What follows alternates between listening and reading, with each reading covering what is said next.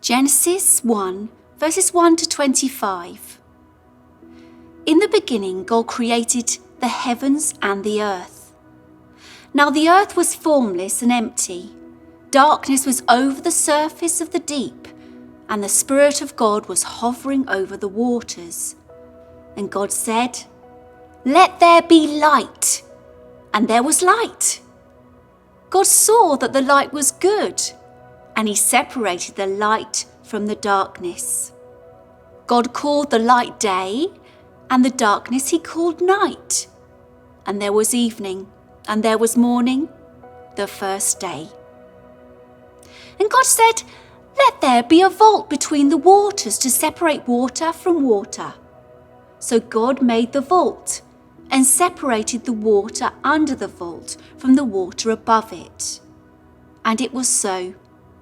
God called the vault sky, and there was evening and there was morning, the second day. And God said, "Let the water under the sky be gathered to one place, and let dry ground appear." And it was so. God called the dry ground land, and the gathered waters he called seas. And God saw that it was good. Then he said, "Let the land produce vegetables, seed-bearing plants and trees on the land that bear fruit with seed in it, according to their various kinds." And it was so. The land produced vegetables, plants bearing seed according to their kinds, and trees bearing fruit with seed in according to their kinds. And God saw it was good. And there was evening, and there was morning, the third day. And God said, "Let there be lights in the vault of the sky to separate the day from the night, and let them serve as signs to mark sacred times and days and years, and let them be lights in the vault of the sky to give light on the earth." And it was so. God made two great lights, the greater light to govern the day, and the lesser light to govern the night. He also made the stars. God set them in the vault of the sky to give light on the earth, to govern the day and the night, and separate light and darkness. And God saw that it was good. And then there was evening, and then there was morning, the fourth day. And God said, "Let the water teem with the living creatures, and let birds fly the earth across the vault of the sky." So God created the great creatures of the sea and every living thing which the water teems with and moves about in according to their kinds, and every winged bird according to its kind. And God saw that it was good. God blessed them and said, "Be fruitful and increase in number, and fill the water and the seas, and let the birds increase on the earth." And there was evening, and there was morning, the fifth day.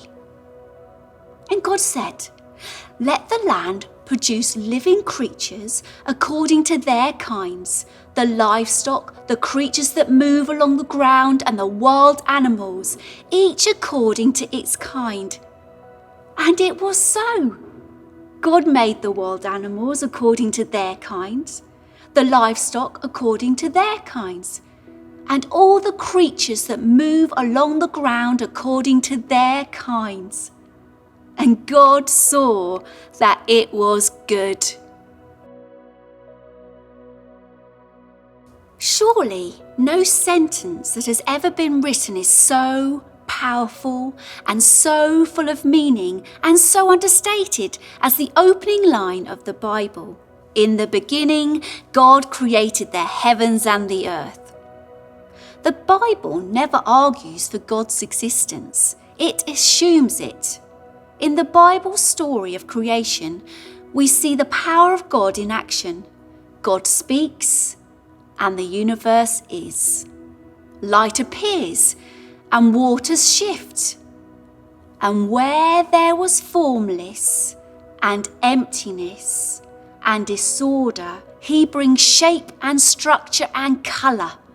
God's intelligence, majesty, creativity, and joy are poured into the things He creates. Stars so bright they can be seen from millions of light years away. Seas capable of roaring with majesty and power in 1 minute and lying tranquil and still the next. And the whole thing teems with life.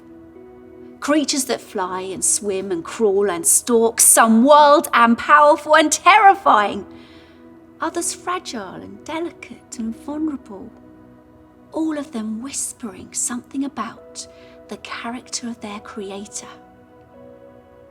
Most of it goes unseen or unnoticed by human eyes, but all of it is watched over, known and enjoyed by the Father, Son and Spirit, and everything about it was good. It's important that we start here. Often the church begins with the story of sin and fallen humanity, of our desperation, our state, our need for rescue. It's all true, of course, but it's not where the Bible story begins. The Bible begins with a loving, holy Creator personally designing and crafting the universe to reflect His glory. So when you look around the world today, stop and look for the detail. Pause for a moment, notice the small things. And when you find them, don't just marvel at the detail. Celebrate the unseen Creator. The heavens and the earth, from the tiniest creature to the grandest mountain, declare His glory. Take some time today to slow down and notice the intricate detail in creation. Who or what do you believe is responsible for creation? If you believe in the Creator, take time to thank Him.